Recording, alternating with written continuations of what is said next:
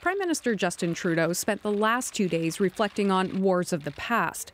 Today on Juno Beach, he spoke about concerns over newer conflicts. There's no question that the medium and long-term future of a peaceful Syria no longer includes Bashar al-Assad. How we get there in the short term is exactly what the international community must focus on. The PM's stance on Syria evolved quickly.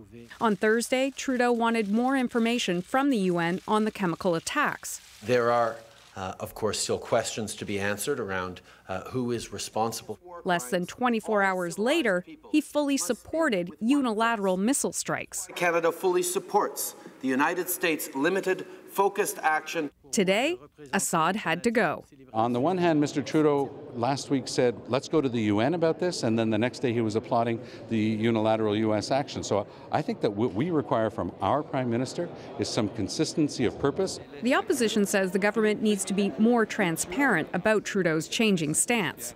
Canadians do need to know that their government has a consistent and a coherent position on this. Assad and his regime need to be held to account. Not a clear answer from the Minister of International Trade. The Canadian government is really in a situation where it kind of has to go along with what the Trump administration is doing. There's a lot at stake between Canada and the U.S. on many different issues. And Carvin says Trudeau wants to stay in Trump's good books.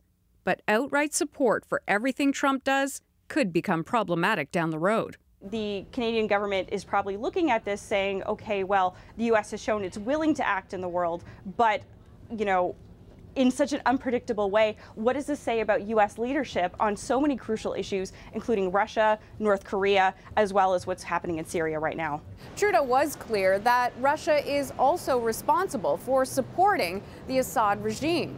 But he says his government is willing to impose more sanctions on the Putin regime if it doesn't help end the conflict in Syria.